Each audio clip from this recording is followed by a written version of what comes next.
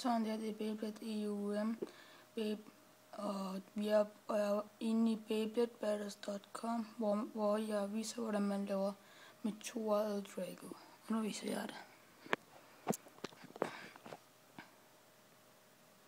Jeg starter den der Eldrago-mærken.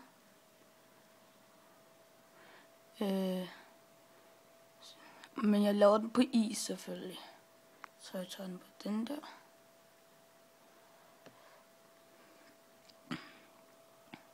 Og så tager jeg den der, hvor der står meteor, hvor det er blåt, og så grå farve, eller den er hvid.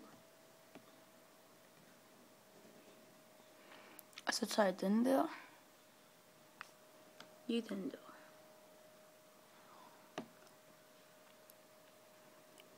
Og så tager jeg den der. XF.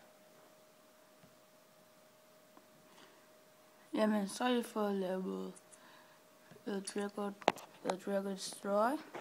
Jeg mener Eldrago Meteor Eldrago. Så det var alt for i dag. Ses.